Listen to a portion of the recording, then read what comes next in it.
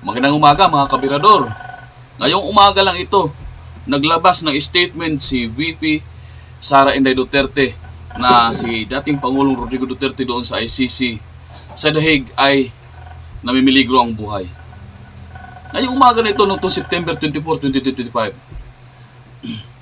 Sabi niya, I have received disturbing information from Malacanang that a report about former President Rodrigo Roa Duterte was submitted to President Ferdinand Marcos Jr. by the Philippine Embassy in The Hague. The officials entered the detention unit under the false pretense of conducting a welfare check and interviewed FPRRD. The said officials clearly abused the role of the detention unit concerning consular visits. Delikado mga kabayan. Di nga ba, kung ating maalala, itong gobyerno ito ni Bangag Marcos ay sila ang nangunguna sa pagdala doon kay dating Pangulong Rodrigo Duterte sa The Hague. 6 na buwan na simula nang dinala doon. Ngayon, 6 na buwan na. Wala pa rin na isasampang kaso. Ngunit pinapahirapan nila ang isang matanda na, sabi nga ni VP Sara, limot-limot na, minsan hindi na nakakakilala sa kanyang mga apo o sa kanilang mga kamag-anak.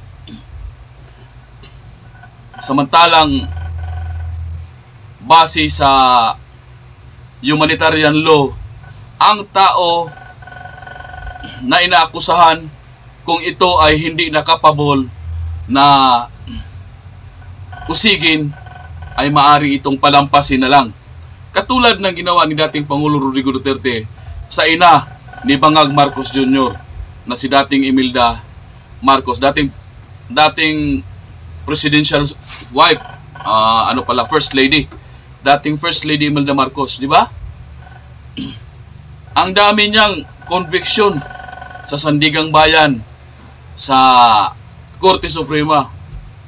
Pero hindi na pinakulong ni dating Pangulong Rodrigo Roa Duterte sapagkat ang iniisip ni dating Pangulong Rodrigo Duterte ay ang humanitarian reason. Pero ano itong ginawa ni Marcos Bangag Jr. ngayon kay dating Pangulong Rodrigo Duterte? Ito yung ginanti niya sa kabila ng inilibing yung tatay niya sa libingan ng mga bayani dahil kay Pangulong Rodrigo Duterte. Tapos yung nanay niya ilang beses na convict sa mga kasong ito. Pero hindi niya pinayagang makulong. Tapos ito yung ginaganti ngayon. Ayon dito kay VP Sara na nanagilid ang buhay ni dating Pangulong Rodrigo Duterte doon sa The Hague, sapagkat doon sa pagbisita ng mga tao ng Embassy ng Pilipinas. Sabi niya pa dito, sabi niya pa doon na hindi pinapayagan ng pamilya na sino-sino man ang bumisita doon. Sa kabila ng mayroon naman talagang araw-araw, halos araw-araw na nagbabantay doon kay Pangulong Rodrigo Duterte.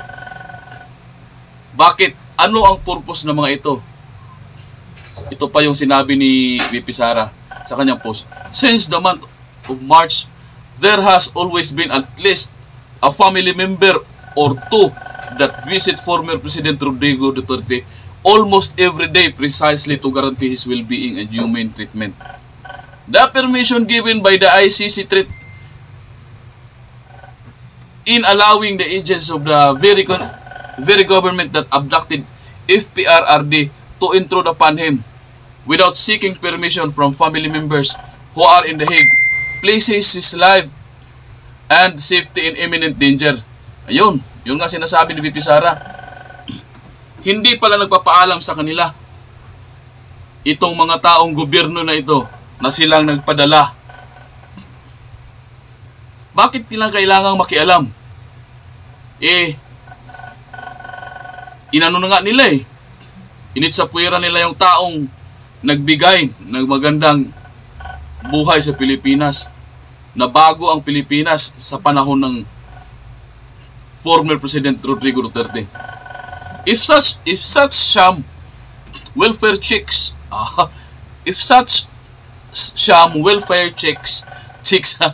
are allowed to continue. Pasensya na mga kabirador ha. Ito talaga yung inaayawan ko sa English, sa wikang English. Ha? Kasi hindi naman ako Amerikano, kaya pasensya na kayo kung hindi maganda yung ano natin. Yung diction natin, kumbaga, kung sa kanta pa diction. Ha? Then the ICC and the Philippines government must be prepared to answer. Yun, dapat yun. Fully and directly for any harm that comes to former President Duterte, including, should the worst happen, his death in custody as a direct result of these intrusions, the false pretense of conducting a welfare check. These are nothing but orders of President Marcos disguised as consular functions. Tama nga naman. And we strongly object to such visits if PRRD does not need you. Our family will take care of him. Tama. Malay nyo kung ano yung binabalak nilang masama doon sa kay Pangulong Rodrigo Duterte. Kasi sila na nga yung nagpatapon, nagpalagay dyan, nagdala dyan sa dating Pangulong Rodrigo Duterte na nagbigay ng kulay sa dating bansang nalulugmok na. Oh. Droga, kumaunti, krimen, halos mawala na sa lansangan. Pero nang bumalik itong hinayupak na Marcos Bangag Jr. nito, mas nagmura pa ang drugs kaysa sa bigas. Yan ang katotohanan, mga kababayan. Sabi pa nito ni VP Inday, President Marcos should know that we have several overseas Filipinos around the world, detained, distressed, abandoned, or neglected, who have not had the benefit of a single welfare check. Tama nga naman, from the Philippine government. They need you, but you have failed them. Tama. Maraming Pilipino nakakulong kung saan saang dako ng mundo. Pero, pinasyalan ba ng bangag na administrasyong ito? Tiningnan ba, kinumusta ba ng bangag na administrasyong ito kung ano ang nangyayari sa kanila? Bakit ito si dating Pangulong Rodrigo Duterte na sila mismo ang nagpatapon? Gusto ba na talaga nila ng gobyernong ito ni Bangag Jr. na mawala talaga sa landas nila itong taong ito si Pangulong Rodrigo Duterte? Kasi bakit kailangan nilang alamin, pakialaman ang buhay ng isang taong kanilang itinapon doon at pinakulong doon nang wala pang kaso hanggang ngayon? Kaya ang sabi ni BP Sara, we Filipinos deserve better. So yun mga kabirador, tandaan natin na ang gobyernong ito ang nagbigay ng paghihirap sa taong bayan ngayon. Sobra-sobra na ang korupsyon, umaapaw na yung baha, umulan lang ng kaunti, kahit mahina lang yung bumabaha. Samantalang yung mga bulsa ng mga politikong ito ay bumabaha din ng pera. Samantalang tayo mga kababayan, mga kabirador, ay naghihirap. Halos nga din na tayo makabili ng pagkain natin na dating nabibili natin na dating kahit tamang-tama lang, nakakabili tayo ng mga ulam na medyo masarap sa ating panlasa.